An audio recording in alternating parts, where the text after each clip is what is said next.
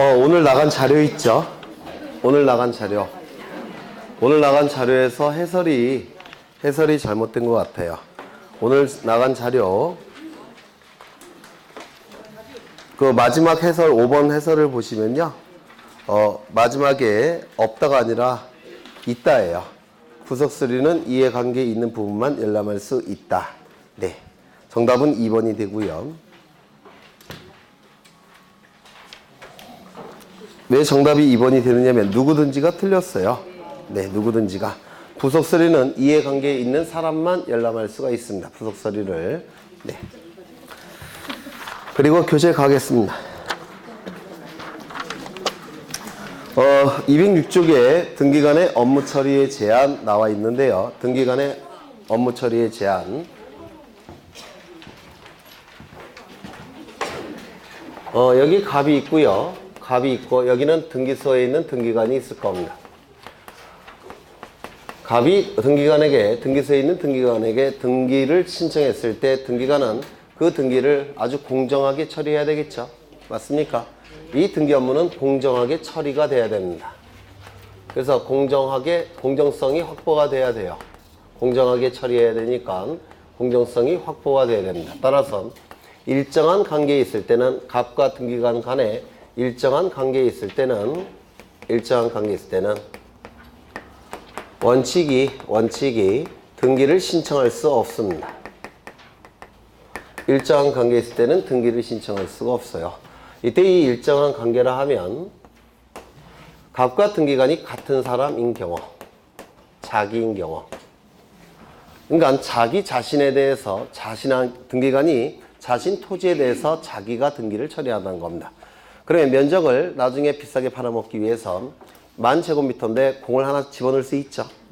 네, 그럴 가능성이 있으니까 자신의 부동산에 대해서는 네, 등기를 처리할 수 없습니다. 두 번째,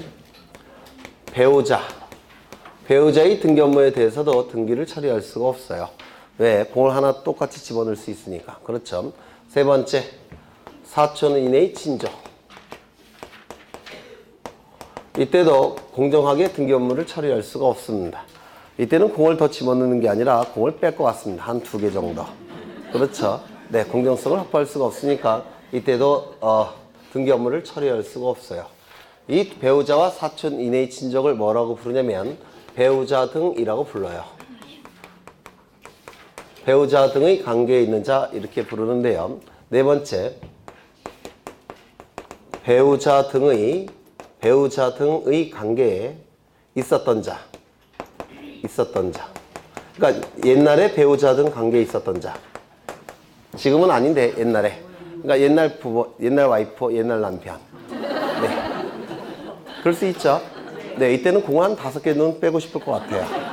네, 공정성을 확보할 수가 없습니다. 옛날 친족, 양친자 관계 들어보셨습니까? 양자, 양보. 그래서 파양을 해버리면 이제 법정 친족 관계가 끝나버려요. 그래서 옛날 사촌이 될 수도 있어요. 이때도 공정하게 등기 업무를 처리할 수가 없기 때문에 등기를 신청할 수 없습니다. 그런데 만약에 등기를 신청했는데 이때 등기가 실행이 됐더라는 겁니다. 원래는 등기 신청할 수 없다고 그랬죠. 이러한 관계에 있을 때는 등기를 신청할 수가 없습니다. 그런데 등기를 안 해주니까 뒤에 이제 좀 맛있는 것도 사주고 돈도 좀 집어주고 이렇게 해서 등기가 실행이 됐다는 겁니다. 그러면 이 실행된 등기는 효력이 있을까요? 없을까요? 첫 번째, 관할을 위반했습니까? 관할 위반 언급 안 했죠? 두 번째, 사건이 등기할 것이 아닌 경우에 해당이 될까요? 그것도 언급 안 했죠? 그러면 3호부터 11호 어딘가에 해당이 되는 겁니다. 맞습니까? 그러면 3호부터 11호 어딘가에 해당이 된다면 당연무효도 아니고 직권 말소할 수도 없고 이의 신청을 통해서 말소할 수도 없습니다. 맞습니까? 그때는 뭐 갖고 판단한다고요? 실체관계. 여기서는 실체관계에 아마 부합할 겁니다. 그렇겠죠? 따라서 유효한 등기로 보는 게 판례예요. 이때는 유효로 보게 될 겁니다. 아마도 무효는 아니에요. 이거 이해가 되실까요? 관할 위반도 아니죠. 그 다음에 사건이 등기할 것이 아닌 경우에 해당되지도 않죠. 3호부터 11호 어딘가에 해당이 될 뿐이에요. 그러면 어차피 요 갑이 소유권을 취득할 자고 소유권 취득할 자 명의로 등기가 됐다면 그 등기는 실체관계와 부합하는 등기가 돼버립니다. 따라서 이때는 유효로 보는 게 맞아요. 네.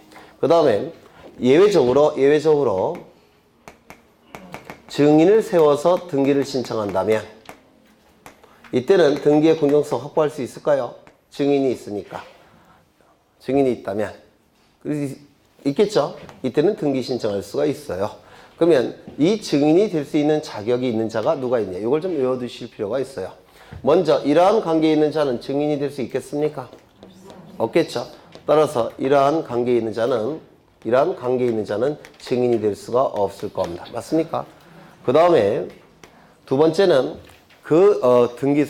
이 등기소에서 소유권을 등기한 자만이 증인이 될 수가 있습니다. 이 등기소에서 소유권 등기를 한 자만이 증인이 될 수가 있어요. 만약에 등기소에서 소유권 등기를 하지 않은 자, 그러면 저 제주도에 살고 있는 친구한테 증인을 부탁할 수도 있죠. 그렇지 않습니까? 이런 사람 2명 이상의 참여가 있고 참여 조서가 작성이 되면 이때는 등기할 수 있다라고 얘기합니다. 책을 좀 보시면요. 등기관의 업무 처리의 제한 나와 있고요. 거기 동글뱅이 1번을 보시면 등기관은 자기 배우자 사촌 이내의 친족이 등기 신청인일 때는 등기를 할 수 있다 없다? 없다. 등기 신청이 허용되지 않습니다. 이때 배우자나 사촌 이내의 친족 관계는 그 관계가 끝난 후에도 같다. 맞죠? 네. 공정성이 여전히 확보가 안 될 겁니다. 제한 사유의 배제라고 하는데 등기간의 제척 사유가 존재하더라도 제는 제거, 척은 배척이란 뜻이에요. 제거되고 배척되는 사유. 그 등기소에서 소유권 등기를 한 성년자로서 배우자나 사촌 이내의 친족이 아닌 자 2명 이상의 참여가 있으면 등기할 수 있는데 그 밑에 보시면 참여조서가 작성이 되고 기명날인 서명까지 한다면 증인이 있기 때문에 이때는 등기할 수 있다라고 얘기를 합니다. 근데 읽어보시면 아실 거예요. 이제 207쪽을 보겠습니다. 등기부. 여기는 좀 어려워요. 어려우니까 네. 먼저 210쪽을 보시면 등기부, 등기기록 나와 있는데요. 등기기록이라는 용어와 등기부라는 용어는 좀 달라요. 옛날에는 같은 의미로 썼는데 지금은 약간 다른데요. 개별적인 건물들, 개별적인 토지들마다 존재하는 게 등기기록이라고 얘기합니다. 등기기록. 100번지 토지에 대한 표제부, 갑구, 을고 이걸 등기기록이라고 불러요. 예를 들어서 205번지 토지에 대한 표제부, 갑구, 을고 이걸 등기기록이라고 얘기합니다. 건물 하나에 대한 표제부, 갑구, 을고를 등기기록이라고 불러요. 그런데 대한민국에 있는 모든 토지 전부에 대한 것들, 모든 건물 전부에 대한 것들을 포괄해서 이때는 등기부라는 용어를 씁니다. 그래서 개별적인 부동산마다 존재하는 건 등기기록이고요. 그 개별적인 부동산 통틀어서 얘기할 때는 뭐라고요? 등기부 이렇게 얘기를 합니다. 용어가 약간 바뀌었어요. 근데 혼용해서 씁니다. 혼용해서. 그러면 이제 등기부의 의 나와 있고요. 등기부는 어떻게 구성되어 있죠? 표제부, 갑구, 을구로 구성되어 있죠. 등기부는 크게 두 가지가 있습니다. 뭐가 있습니까? 건물 등기부 그리고요 토지 등기부 이렇게 두 가지가 있다라고 했습니다. 개별적인 건물에 대해서 존재하는 것은 등기기록, 건물 통틀어서는 등기부 이렇게 불러요. 개별적인 토지마다 존재하는 것은 등기기록, 토지 전부를 통틀어서 얘기할 때는 등기부라고 얘기를 합니다. 그래서 이 건물 등기부는 우리 부동산 등기법에서는 등기부의 종류를 이렇게 두 가지로 정해놨다고 했죠. 법정되어 있다라고 얘기를 했습니다. 그런데 공시 기능을 높이기 위해서 그리고 관리의 편의를 위해서 건물 등기부는 두 개로 나눠서 편지한다고 그랬죠. 어떻게 나눠서 편지합니까? 일반 건물 등기부. 기억나십니까? 일반 건물 등기부. 또 하나는요. 집합 건물 등기부. 이렇게 둘로 나눠서 편제를 한다고 했습니다. 그런데 보통 등기부는 표제부, 갑구, 을구로 구성되어 있죠. 그렇죠. 그래서 이 일반 건물 등기부, 이 토지 등기부는 표제부, 갑구, 을구로 구성되어 있어요. 등기 기록의 구성이 표제부, 갑구, 을구.